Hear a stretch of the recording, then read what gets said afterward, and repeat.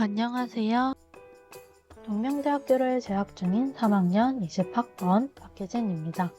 제가 이 영상에서 설명할 부분은 망각이라는 부분에 대한 것입니다. 다들 망각에 대해서 어떻게 생각하시나요? 저는 망각에 대해 좋은 부분과 나쁜 부분이 있다고 생각합니다. 좋은 점은 너무 힘든 기억이나 슬펐던 기억을 조금이라도 잊게 해준다는 것이고, 나쁜 점은 시험 공부라던가 중요한 약속 혹은 기억해야 할 부분을 잊어버린다는 것을 예를 들 수 있습니다. 저는 망각이 필요한 이유를 두 가지 준비해봤습니다. 첫 번째는 쓸모없는 정보, 나쁜 기억을 잊게 해준다는 것이고, 두 번째는 안 좋은 기억은 사람들을 낙담시키고 좌절하게 만든다. 이렇게 두 가지를 생각했습니다. 앞서 말한 것처럼 모든 순간을 기억하는 건 좋지만 나쁜 기억도 생생하게 기억하는 건 너무 힘들 것입니다. 사람들은 살아가면서 여러 경험을 하게 되지만 그동안 경험한 것이 다 행복할 수 없는 것처럼 슬픈 경험을 하거나 기억에서 잊어버리고 싶지만 그렇게 하기 힘든 경험을 하게 됩니다. 나중에 기억을 회상할 때도 뇌에서는 망각이 일어나는 사실과는 다르게 기억을 하거나 잊어버리게 됩니다. 혹시 과잉 기억 증후군에 대해서 들어보신 적이 있으신가요? 보통 사람들은 망각을 통해 기억을 잊어버리지만 이 증후군이 있는 분들은 모든 기억을 선명하게 기억한다고 합니다. 소중한 사람과 행복하게 지냈던 순간, 사랑하는 연인과의 데이트 등 행복한 기억도 모두 떠올릴 수 있지만 반대로 소중한 사람과의 이별 혹은 죽음, 힘들었던 모든 것들은 금방이라도 겪은 일처럼 선명하게 기억한다고 해요. 이러한 분들의 인터뷰 영상을 보기 전에는 저도 기억력이 좋아서 아무것도 잊어버리지 않는 사람의 능력을 부러워했습니다. 책을 한번 보고 다 외우게 된다면 따로 시험 공부를 하지 않아도 되니까 좋지 않을까 하면서 안일하게 생각했지만 모든 걸 다 기억한다는 전제로 했을 때는 너무 힘든 경험도 잊을 수 없다는 사실을 깨닫고 망각이라는 건 어쩌면 축복받은 일이구나 라는 생각을 하게 되었습니다. 과잉기억 증후군을 가지신 분들의 인터뷰 중 가장 기억에 남는 말은 이 능력은 저주예요 라고 했던 부분이었습니다. 혹시 윌리엄 제임스라는 분을 들어보신 적이 있으신가요? 이분은 망각은 축복받은 것이라고 말한 철학자 미국 하버드 대학교 교수셨습니다. 그분은 이런 말씀을 하셨습니다. 만일 우리가 모든 것을 기억한다면 많은 경우에 아무것도 기억할 수 없는 것과 마찬가지로 살아가기 어려울 것이다 라는 말을 남기셨는데요. 여러분은 어떻게 생각하시나요? 망각이 있으므로 축복받은 존재라고 생각하시나요? 아니면 축복받을 일이 아니라고 생각하시나요? 이분 말고도 코넬이라는 박사님이 말씀하신 망각에 대한 것도 잠깐 보도록 하겠습니다. 망각은 기억의 친구다. 만약 당신이 무언가를 잊어버린다면 그것은 그걸 다시 학습하게 되고 그 다음번에는 재학습하는데 노력이 훨씬 덜 들어가게 된다. 라고 하는 것처럼 학습과 망각은 관련되어 있습니다. 이 얘기는 뒤에 가서 다시 얘기 나눠보도록 하겠습니다. 먼저 기억 저장하는 단계를 간단히 소개하도록 하겠습니다. 총 4단계를 거치게 되는데 순서대로 감각기억, 작업단기 기억, 장기저장소, 장기기억 인출을 통해 기억하게 됩니다. 기억 저장 단계를 설명하기 전에 여러분의 이해를 돕기 위한 용어를 설명하고 가도록 하겠습니다. 용어 점검. 보호와 소실이란 보호하는 새로운 정보에 주의를 기울이고 그 정보를 받아들이고 처리하는 단계라고 설명할 수 있습니다. 더 자세하게 설명하자면 언어, 시각, 음악 및 기타 다른 형태의 감각 정보를 처리하고 저장하기 위해 그 정보를 어떤 체제 안으로 변형시키는 과정으로 더 오랫동안 기억할 수 있게 해준다는 것입니다. 소실은 사라져 없어지는 또는 그렇게 잃어버리는 것으로 얘기할 수 있습니다. 화면에서 보이는 숫자가 보이시나요? 점점 숫자가 사라지는 걸 확인할 수 있죠. 이런 숫자는 저희의 기억을 간단하게 숫자로 표시해 봤습니다. 조금 더 이해를 돕기 위해서 그렇게 표시를 해보았는데 좀 더 이해가 잘 가시나요? 이러한 과정에서 망각은 모든 기억 단계에서도 일어날 수 있고 정보를 처리할 때 많은 정보를 걸러내거나 변형시키거나 상실하게 된다는 것을 이 그림을 통해서 알 수 있겠죠. 첫 번째는 감각 기억을 거치게 됩니다. 감각 기억은 오감으로 먼저 받아들이는 걸 얘기하는데요. 오감에서는 청각, 시각, 미각, 촉각, 후각 이렇게 총 5가지가 있습니다. 그것을 통해 정보를 받아들이는 게 감각 기억입니다. 이 다음에는 장기, 단기 기억으로 넘어가게 됩니다. 감각 기억을 통해서 받아들인 정보를 단기적으로 기억하거나 장기적으로 기억할 수 있게 넘어가는 것을 뜻하는 말입니다. 생각해보면 중요한 정보나 일상적으로 많이 쓰이는 건 다들 기억하고 계시죠? 예를 들면 자기 집 전화번호라든가 주소 등 자주 쓰이고 필요한 정보는 오랫동안 기억할 수 있는 장기 기억으로 넘어간 것이고, 단기 기억은 시험 공부를 위해서 하는 공부를 예를 들 수 있습니다. 저는 시험 공부를 위해서 벼락치기로 공부한 게 생각이 나네요. 이제 이 단계를 거치게 되면은 장기 저장소로 넘어가게 됩니다. 장기 기억소는 필요한 것이나 불필요한 걸 나누게 되면서 기억을 삭제하는 과정을 가지게 됩니다. 마지막으로는 장기 기억 인출에서는 장기 기억으로 넘어간 기억을 인출하여 떠올리는 것입니다. 여기에서 떠올리지 못하면 설단 현상이 일어날 수 있습니다. 설단 현상은 이 말이 뭔지 떠오르는데 무슨 단어였는지 기억하지 못하는 상태로 그거 있잖아 그거 이거 슬프고 힘들 때 뭐라고 표현하던데 이거 뭐였지? 라고 하면서 입에 맴도는 상황을 예를 들 수 있습니다. 여러분은 인출이라는 단어를 들었을 때 무슨 생각이 먼저 떠오르시나요? 은행에 가서 돈을 찾는 모습이 떠오르지 않나요? 여기에서 말하는 인출은 머릿속에서 부호화된 것을 기억에서 꺼내는 걸 말합니다. 그렇다고 부호화된 기억을 다 인출할 수 있는 게 아니라 실패할 수도 있습니다. 장기 기억에서 있는 항목들이 여러 가지 영향을 받아 어떤 것들은 인출이 되기도 하고 실패하는 상황을 얘기하기도 합니다. 인출에 성공하면 인출되었다고 표현하지만 그렇지 못한 상황에서는 인출 실패라고 얘기를 합니다. 장기 기억의 단계에서는 부호화, 응고와 저장, 인출이라는 단계를 거치게 되는데 첫 번째로는 부호화 단계입니다. 부호화는 과정을 자동적 처리와 통계적 처리로 나뉘게 되는데 여기서 자동적 처리는 노력 없이도 자동적으로 발생하는 것이고 통계적 처리는 의도적으로 주의를 기울이고 노력함으로써 부호화가 발생하는 것입니다.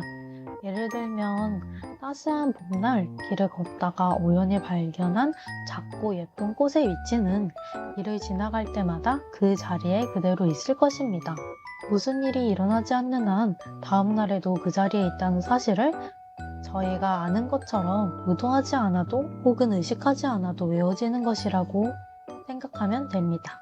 통계적 처리는 시험 공부를 위해 계속 반복적으로 외우는 것이라고 말할 수 있습니다. 두 번째, 응고화는 기억을 확립하고 견고하게 하는 과정입니다.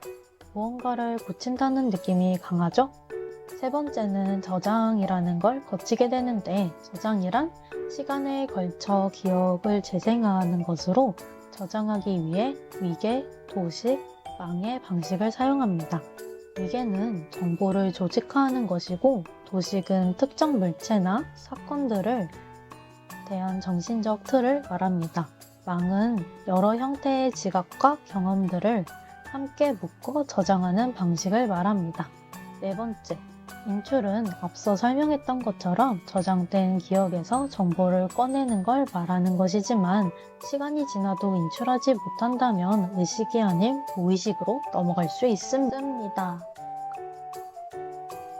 이번에는 장기 기억의 분류에 대해서 알아보도록 할까요? 크게 두 가지로 나뉘게 되는데 외형 기억과 안목 기억으로 나뉘게 됩니다.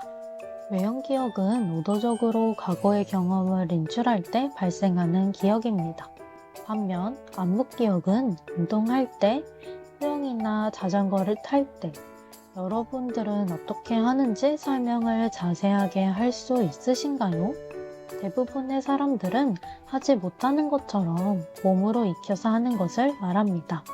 외형 기억에는 두 가지 하위 구조가 있는데 하나는 의미 기억, 다른 하나는 일환 기억이 있습니다.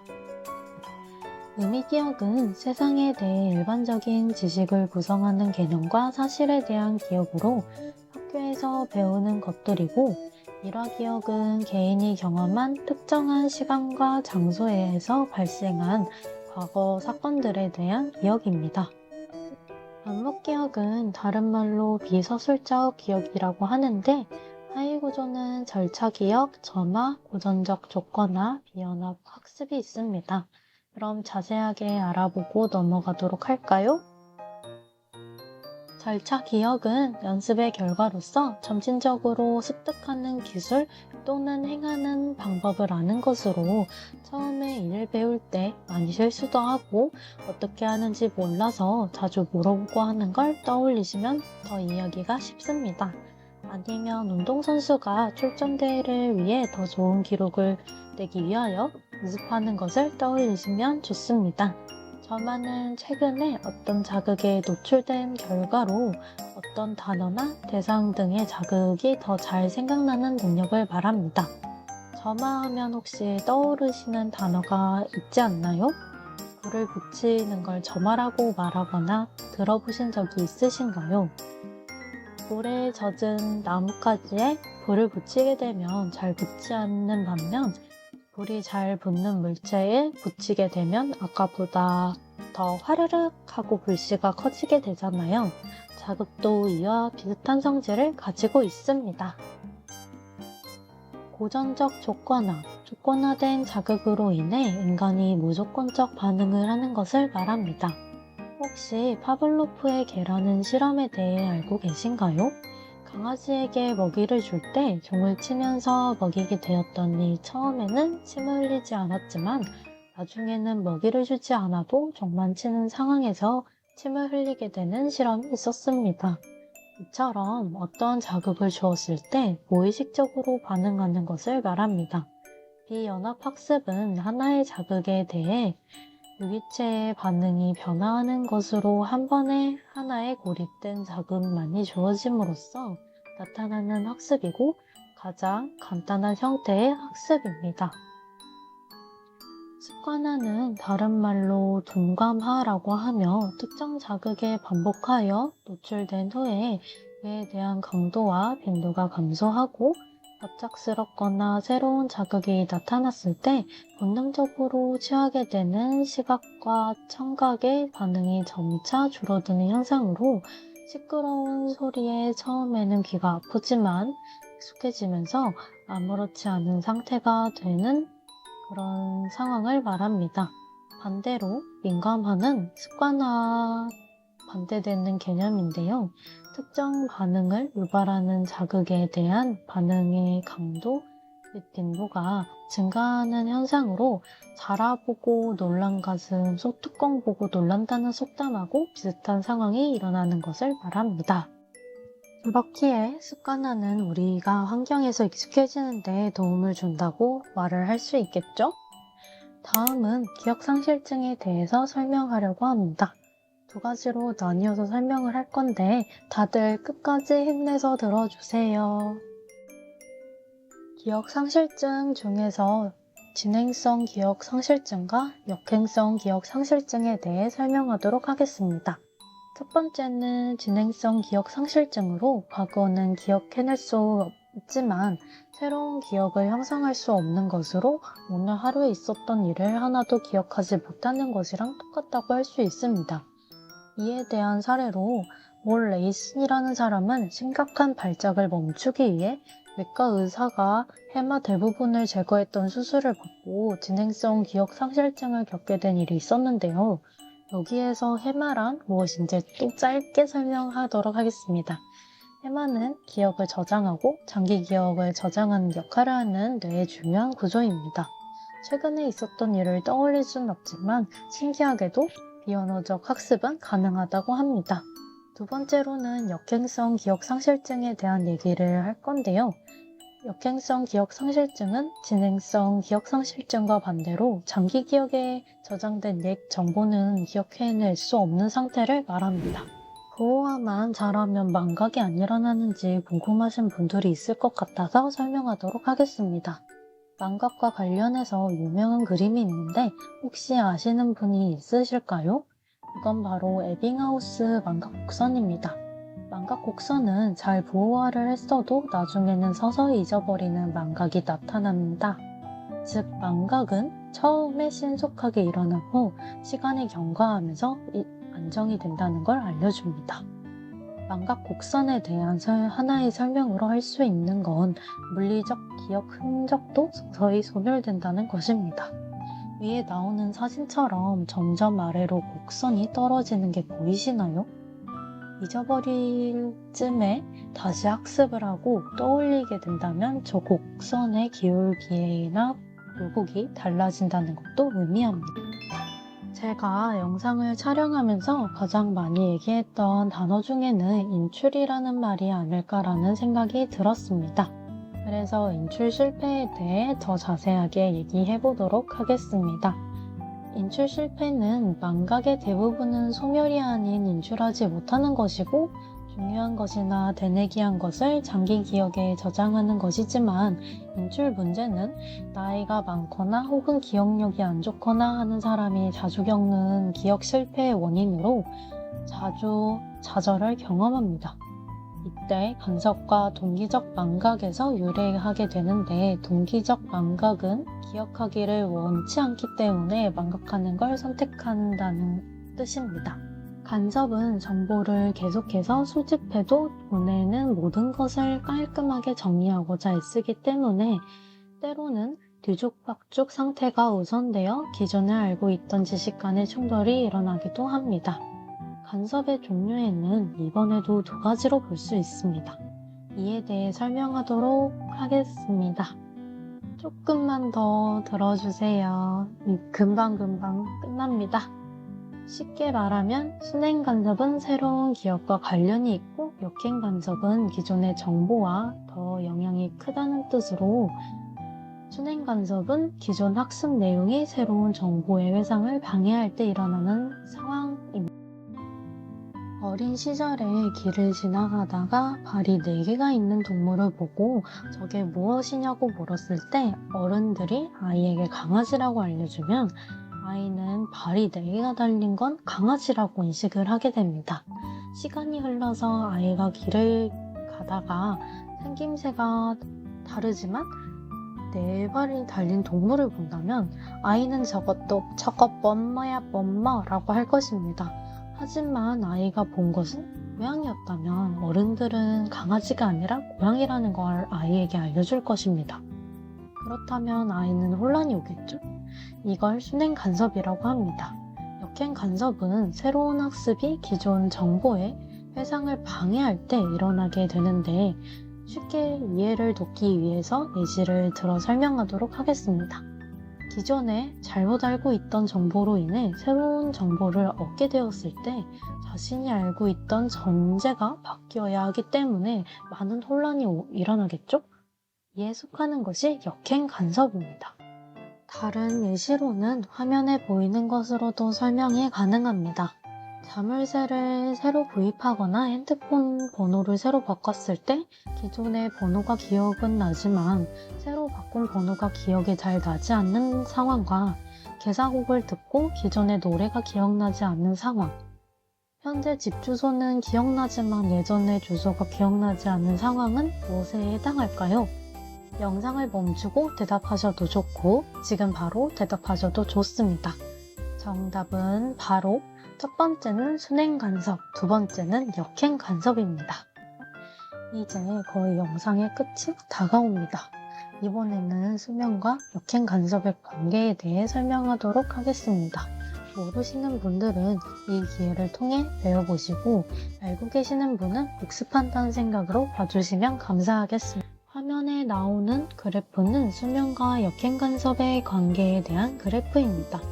잠들기 직전에 대시한 정보는 역행 간섭의 보호를 받고 간섭 사건의 기회를 최소화시키며 깨어있으면서 다른 활동을 한 후에 망각이 더 빠르게 일어난다는 걸 그래프에서 나타내고 있습니다. 자, 모두 수고하셨고요. 마지막으로 최종 정리하고 이 영상을 끝내도록 하겠습니다.